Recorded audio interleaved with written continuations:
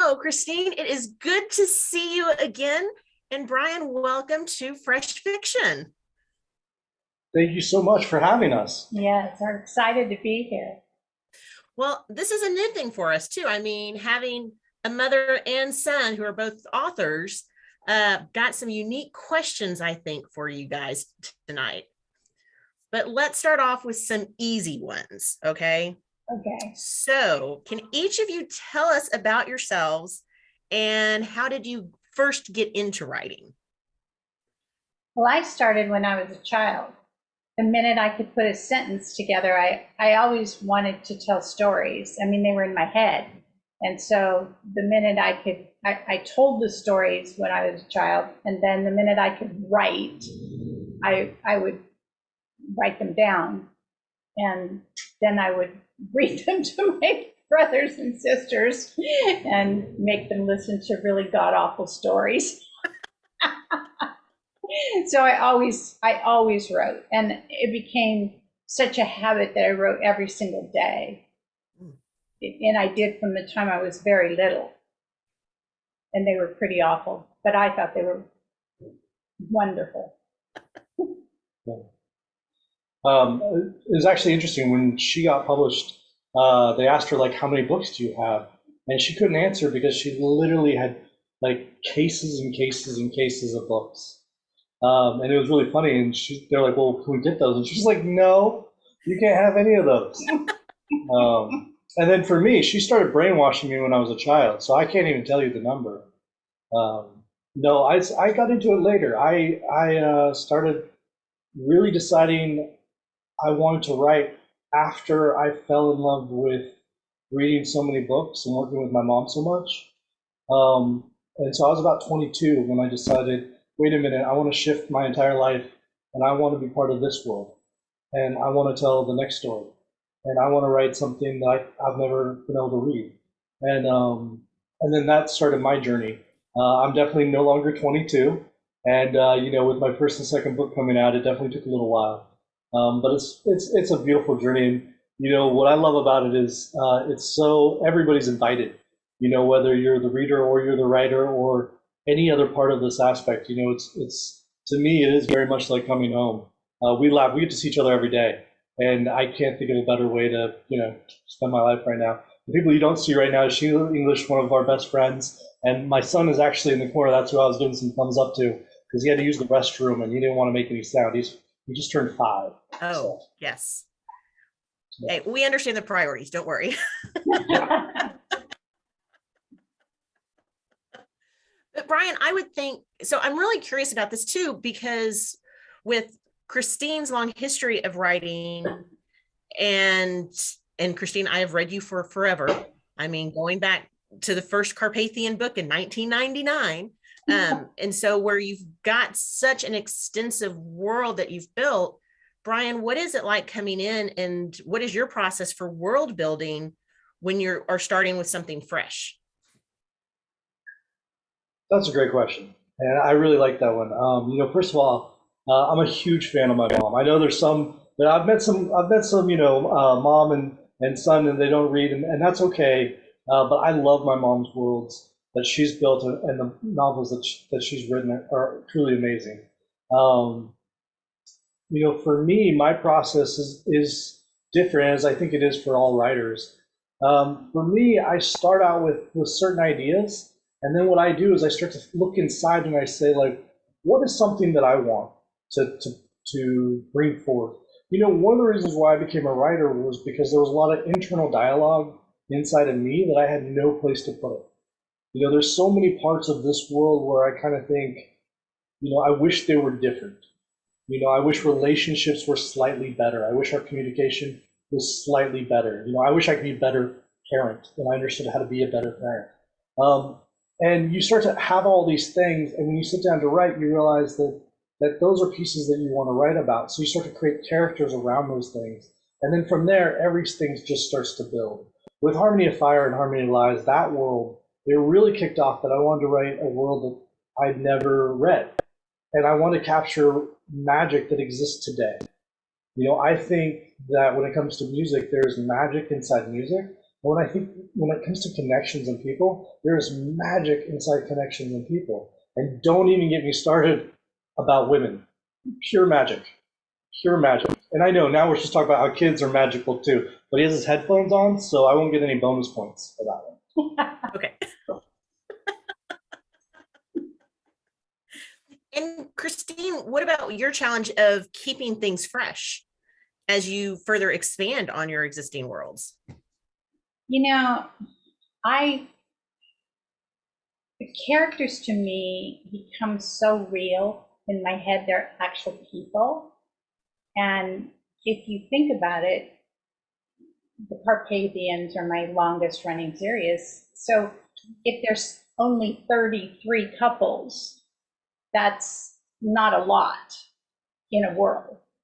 And each one of those people are so real to me, and they're very different. So whatever's happening in their world becomes, as I'm writing the book,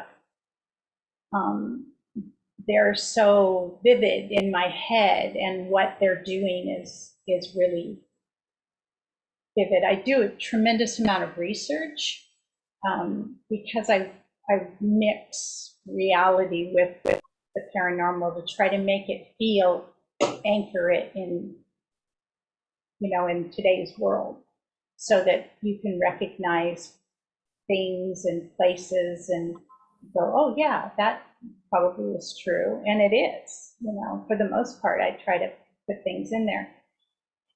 And if it's really exciting to me and I'm passionate about it, then I hope that my readers would be too. So actually, every time I write a book, it has to feel fresh to me, because the people have to be real to me when I'm writing it. And they kind of direct the story. I don't know what's going to happen ahead of time at all. I have no idea. Now, see, that always makes me nervous, but okay. Makes you nervous. We have to write these things. We're like, what's going to happen next? I don't know. Well, what am I supposed to write if I don't know what's going to happen next? Well, see, as a reader, I fully expect that you guys know all of these things and how you're going to tie everything together. So what's the fun in that? I know, right? Just the angst that you give us. I know sometimes I paint myself into a corner and I'm like, oh my gosh, how am I going to get them out of this? Now, you've both kind of admitted to hearing voices and the characters talking to you, okay? Mm-hmm. So I want to expand a little bit on that, because again, I'm curious with the genetic element here, right? No. We don't talk about how we're this close to crazy. That's not acceptable. That's a secret. That's a secret. All writers are like, we don't talk about that. Ryan, I'm sorry, it's not a secret. We already know you're past the crazy line. Don't worry. Right.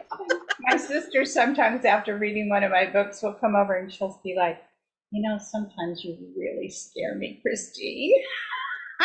How do you see the characters? How do you see, are you just hearing the voices? Are you seeing it like a movie in your head as things are happening? It's like a movie on the page? It's like a movie unfolding in my head, very much so like that. And once in a while, the person is so different from me. I was a martial arts instructor for many, many years, and I actually am a very, I don't know how to say this. I appear to be very nice and sweet, but she is nice and sweet. But if somebody is really not a nice person, then I cannot be a nice person back. And I will stand up for myself or for somebody else, is what I'm trying to say, especially women. And so in my books, if a woman is not quite the same way or doesn't react in quite the same way as I do, if her personality is different, it is hard sometimes for me to write that. And sometimes, people talk about writer's block. Sometimes all of a sudden my book will stop, and I know immediately I inserted my own reaction instead of my heroine's reaction into the book, because it was really oh, I can't. I just want to punch that guy. So I don't know if you guys know, but my mom taught self-defense for women Yes. for years. She's also a third-degree black belt. I grew up where we actually had, in our tiny little town, in our little house, we had a dojo in the garage so she could teach karate lessons out of the garage. And then on top of that, she traveled to teach martial arts to women, self-defense to women. That's a huge part of my childhood, Right. and who she is, you know. So it's very hard sometimes when I write a really different personality, which all women have different personalities, and I think all women should be able to be who they are. You know, I don't think any woman should judge another woman. I don't think for their reading choices or how they behave. You know, I think we're sisters and we should back each other up. And we're talking about women, but I think my mom would agree that she's that way for men too. I am, and that's why She just certainly taught me that, and has been that way my entire life, of going, from best friends to family members to husbands. You know, all of us guys have all these different sides also, and it's one of, I think, the hard things about relationship is understanding that how widely dimensional we are. You know, where we're not just one thing. And all those things have different needs depending on kind of which side it needs that love right there, you know. And I think that's what we also appreciate as readers too, is that you're able to fully flesh out all of your different characters, both your female protagonist and your male protagonist, and also in some cases the villains, right? And especially for these series where you want to be fully invested in the characters. And again, I'm just so curious about your relationship with each other as you're writing. I mean, do you go back and forth of, oh, well, this is my process, and you look at the others, like, what are you doing it that way? That's not how I do it. Or do you kind of keep everything completely separate? We pretty much keep it separate to some degree. Some degree. But but we talk things over. You know, we do talk things over. Do you find you have a similar approach to things? No, no, completely different, and yet totally similar at the same time. You know, most of what we do, it's the lesson I teach my son first is, you know, how do you eat an elephant? One bite at a time. Right. To write a book, you just take it one step at a time. You know, what do you need to do to get to the next step? Sometimes our step is we need to get out of this room and go for a walk, you know, and we need to talk about anything but books, because that's going to allow the back of our mind to start puzzling out some things. One of the things that my mom and I do, we both have, and I think this is fair to say, we both have an appetite for information. We are constantly finding new information. So depending on our mood, we are sharing just information with each other openly about what did she find on the internet? What did I find on the internet? What did we learn about personalities? And then just, you know, we're adding to each other's pot. And then we just keep going from there. And as far as sort of how we work, you know, I think it's a really great working relationship. I come in and I try to assess and figure out what's going on with her in like 30 seconds or less. And she tries to do the same with me. And it's like, oh, are we going to have a quiet day where we're not talking? Because we're both going to sit down and we're going to write, and we're so deep in our heads, do not pull me out. Please do not pull me out. Or all of a sudden it's like, nope, we got to stand up and we got to like figure some stuff out together. And it's just one step. It doesn't matter what you're doing. If you want to be a writer, a reader, and you want to read a lot of books, you want to build, you know, the next Golden Gate Bridge, it's just one step followed by the next step. And I think that's how we do it. We've learned that. Yeah. One of my biggest things is I get caught up in research. I love learning new things, and I have, you know, you can spend hours on researching and then really write one paragraph, and I have to shut that down, you know, and he sometimes will, okay, that's enough, Mom. I'm like, I don't hear the keys clicking. Yeah, that means that's if you're clicking with your mouse, that's not writing. That's not writing. What are you doing? He'll pull me up. And then vice versa. She'll be like, sir, Yeah, she doesn't say sir at all. She's like Brian, but I can't do the voice like she does it. That's the mom voice. Yeah, Yeah. yeah. So we do pull each other out of that. We got it right. So Well, and Christine, I know that you've had a writing group for a long time. And Brian, I also noticed in your acknowledgments that you're thanking the Starfish Writing Group.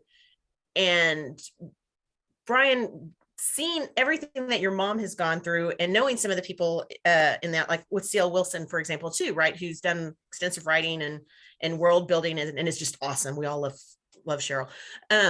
What has been the biggest surprise for you going through this entire process? I mean, especially seeing all this, it's like, wow, this is totally different being on the author side of it, or times have changed, or what? Yeah, that's a great question. The first and the easy answer would have to be I was aware, but to experience the overwhelming support and how much that touched me was truly amazing. Yeah,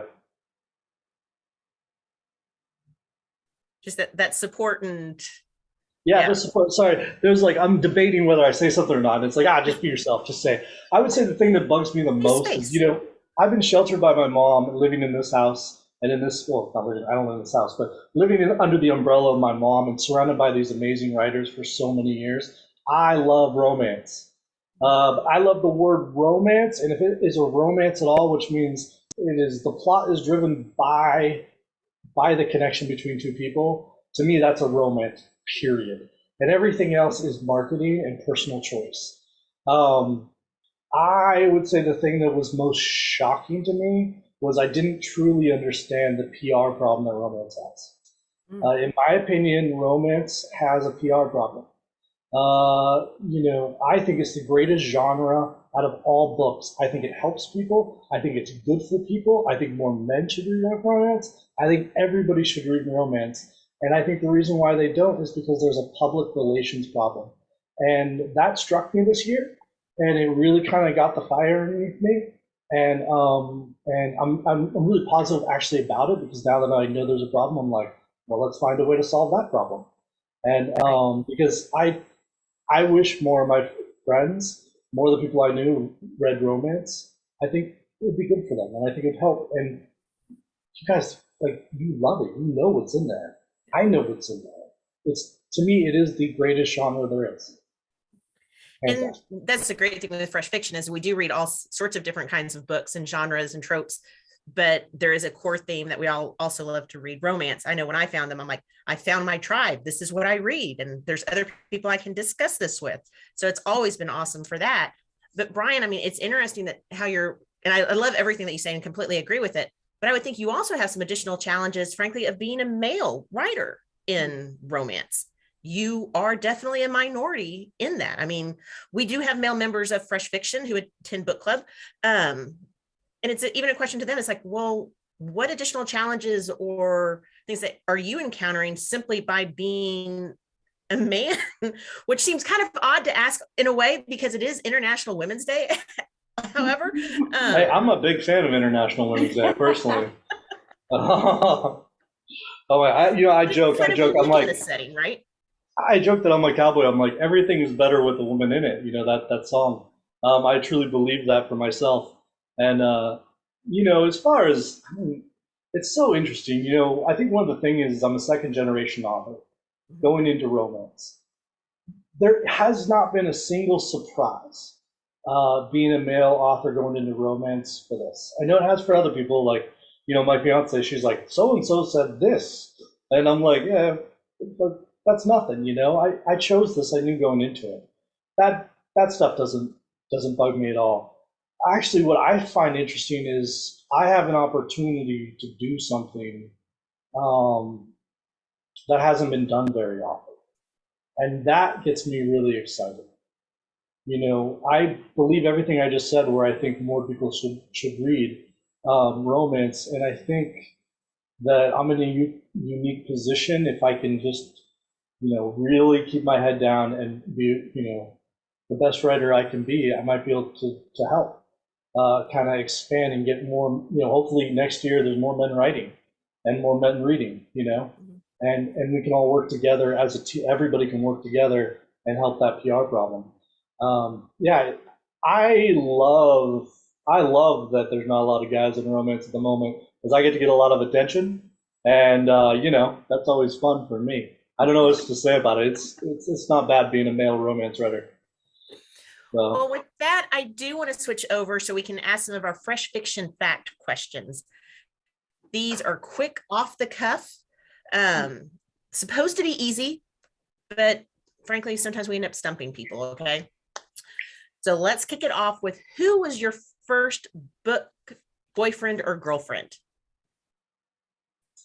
The very first one, Freckles. Oh, yes. Ooh, Okay. I don't know about boyfriend and girlfriend, but the book that I fell in love with first was The Count of Monte Cristo. So I don't remember the names, but that story struck a chord with me, and I just fell in love. And the other one was The Outsiders, believe it or not. The whole Outsiders thing, just like you see me jumping up, that's how excited I am over The Outsiders.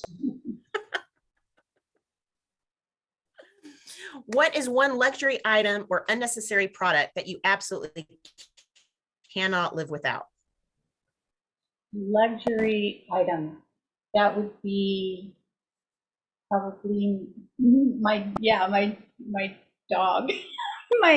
And believe me, you have to consider it a luxury item. The darn thing costs me the earth. Her food alone. Do we have any cops in the group? Do we have any police officers?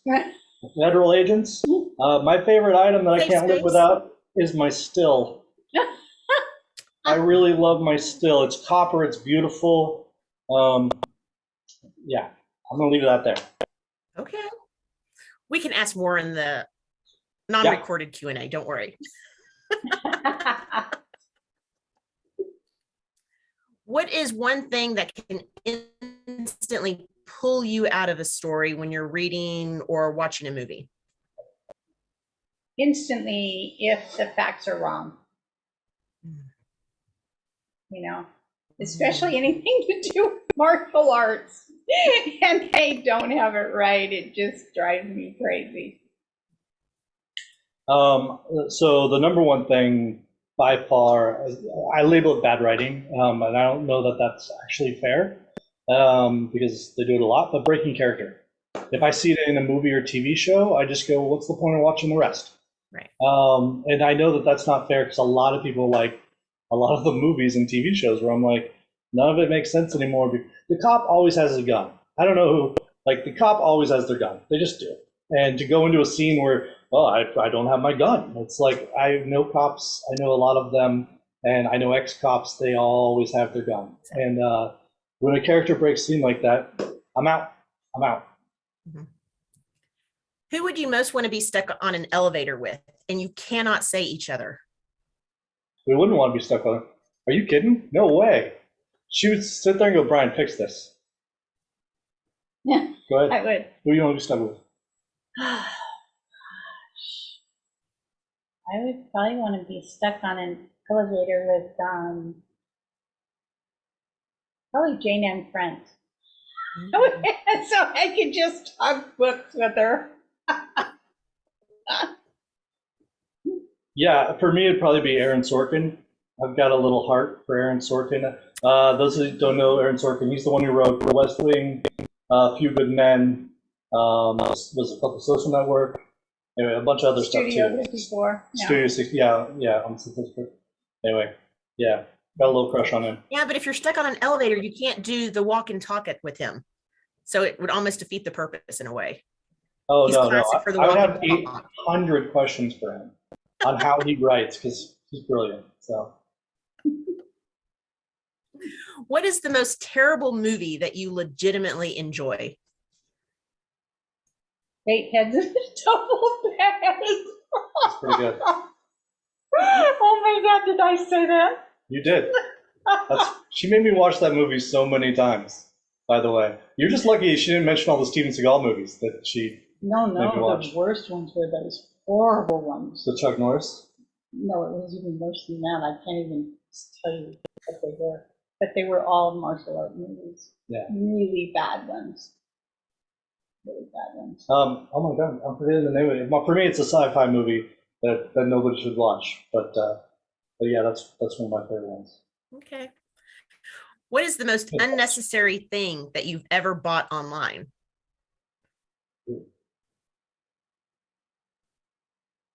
No, nothing? I don't know. I don't know either. That's how memorable it was. Yeah. I probably still have it in my garage. It's fine. Yeah, I don't know. Oh, you know those little Post-it tabs you stick in the side of a book somewhere? Oh, yeah.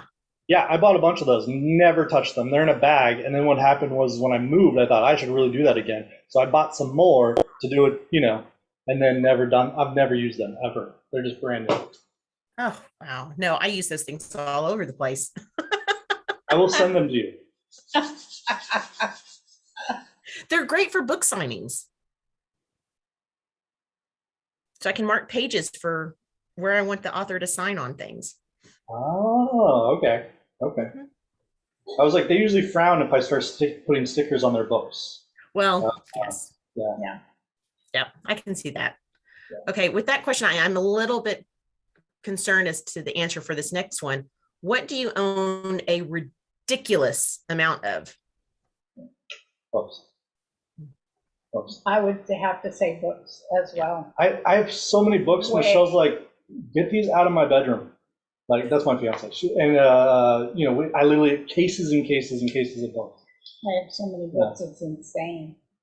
And when I was a kid, I had so many books, and my dad would always say, you have to get rid of these. And I'm like, no. You can get rid of some of the clothes, but not the books. Not the books, not the books, Not yes. the books. I can so relate, yes. Okay, you've been kidnapped. But 2 hours later, you've been returned because you can't stop talking about what? Books. Writing, the voices in my head. So I would actually, mine wouldn't be that. Mine would be, I know. Oh my God, don't even get me started. So I don't even know how to explain this. Ideas of how people and relationships truly work. And I've got all these ideas of how we work, because I try to answer questions where people try to blow off the questions most of the time. Okay, like men are supposed to go like, oh, women, we don't understand women. They just do whatever they do. And I'm like, since I was a child, I was like, that doesn't work for me, Mom. How do women really work? What do they do? And then I'm like, well, I got to figure that out for men too, because I work one way, but all my friends work a different way. So I have all these ideas and theories from, what kind of person you should choose to become your partner, and fall in love with. It's like, oh, you should make sure you pick the same kind as yourself in this one area. How do you solve problems together? And that's, I will just roll. So we got to cut it off right there. So, yeah. They would return and trust me. Yeah. Okay. You literally work with me every day. I know. You love it. No, I don't. If you didn't, I would have God. it. We share it, like we're in one of our office right now. There's no partition. There's no wall. And we're supposed to write in silence. There's no wall. That's how much I've got a lot of other siblings. That's where I work. You love my ideas. I adore him, but sometimes his ideas, I want to strangle him. See, and this is the feedback we don't get in other interviews. I love it. What is your most dog-eared or most reread book? It is probably Gift of Fire. That started me on my journey of paranormal. It was the first book where I realized there was a paranormal world, and that you could layer in all these different storylines, and that you could, there could be flaws in your characters. I didn't, I never had, any introduction to RWA. I lived in a very, very small town. I had a lot of kids, and I read a lot, and I wrote my own stories, but it didn't settle on anything until I read that book. And I was so excited when I read it because it opened up a whole new world to me. And I thought, wow, I could really, this is what I want to do. I want to write something really different. And I thought a lot about everything that she did in that. I really studied what the kinds of things that were in that book. And so I think I actually have had to have 3 different copies of that book.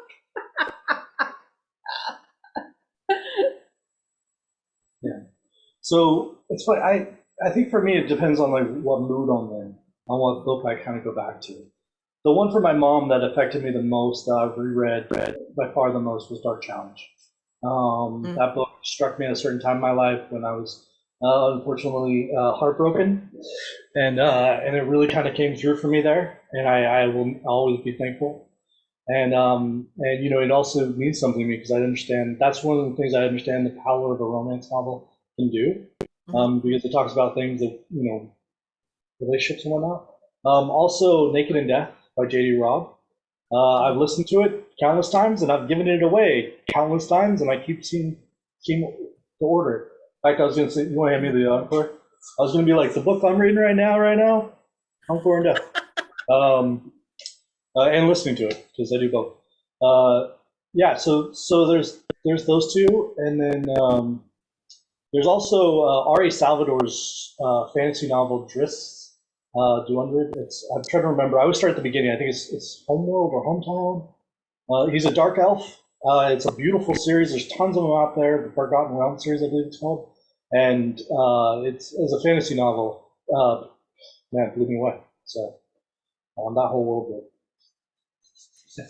So even though your books each recently came out with Harmony of Lies and then also Recovery Road, as readers, we always want to know what's next. Well, let me see. Right at the moment, so Ghostly Game will come out May 2nd, and which of course is a GhostWalker book. And I'm really proud of that one. I really, really, really loved that book, and the heroine in that one, it's quite different from the other GhostWalker books, and which I always really strive to do that. And then Shadow Dance, and I just got the cover for it. Let me see if I have it, because it's really. You do? Yeah, I do have it. Can we hold that? Yes, that's Shadow Dance. Ooh, and that awesome. is very, very different than the others. This is Ghostly Games cover. It's a little faded, but Some? these are both really pretty colors. Yeah. Anyway, I'm very excited about both of those books. And Dark Memory. Oh, I know, the manga is being released. It hasn't been out in a long time, but what they're doing, and it's a first, is they're putting the actual book in the back of it when they release it. Yeah. So I don't know if you guys know, but a number of years ago, my mom insisted the publishing house make a manga for Dark Hunger, right? Dark Hunger. And as far as I'm aware, they've never done that before. And she said, I want this done. And my mom is not that person. Like, it's really hilarious. Like, nobody's flying in. She's not flying out. She doesn't ask for anything. And so when she all of a sudden, after all these years, said, I really, really want this, they opened up the doors and said, okay, we've never done this, but for you, we're going to do this. And it was shocking because back then it actually took a huge chunk of the entire market share of manga sales when the book was released. But because they'd only had done it just for her and this one, that was it. That was like the special gift. We're not doing it anymore, whatever. And it actually had just gone out of print. And so what they're doing now is something extremely special where they put the story in the back and re-release it because nobody's been able to get it for a long time. Yeah, Did you show the picture? Yeah, it'll come out right before Comic-Con, actually. Oh, great. So, yeah, that'll be really nice. And then Dark Memory comes out after that. And that is the book I'm writing right now. And I absolutely love it. So, and it's very, very different from any of the others. So it's very exciting. So good lineup. Great lineup. It's a great lineup. Go read my mom. Go get her books. They're fantastic. I promise. Yeah. So for me, the next one for me is the third book in the Alison Owen series. It hasn't been named yet, and we haven't announced it. So I'll plug myself. If you want announcements, go to my newsletter on my website, sign up for that, and you'll get information as soon as I do. Or check out Facebook because we're pretty good about posting there, and also we do a lot of giveaways, both of us do. But, and we have a store, feehanandco.com. I'm sure there'll be some announcements on there too. But for me, I'm in this interesting place where I think I can just openly say, like, I had a 2-book contract, and they don't talk to you about the third book until after the second one is totally sells. So it's going to be a really interesting month for me, and probably 2 months, and then hopefully we can lock down dates and get rolling with everything back again. So, but I'm the freshman. I'm the freshman in the publishing house, and this is the dues. My mom paid them, and now it's my turn. I'm very, very thankful. My publishing house is Berkeley with Penguin Random House, and I have to tell you, the people there are amazing, incredibly nice, professional, and they've been holding my hand through this whole process. Well, Brian, you stole my last question about how do we keep in touch with you and find out what's next. That's awesome. With that, then I will again say thank you, and we'll head over for our Q&A with our other readers that have attended. So thank you again for joining. Brian, I'm looking forward to more books from you with Alison Owen and Christine. Like I said at the beginning, longtime reader going all the way back to the beginning. So thank you for spending time with us this evening. Well, I appreciate it so much. We had a good time. Yeah, thank you so much. And thanks to everybody else too. Yes, thank you so much. This was great.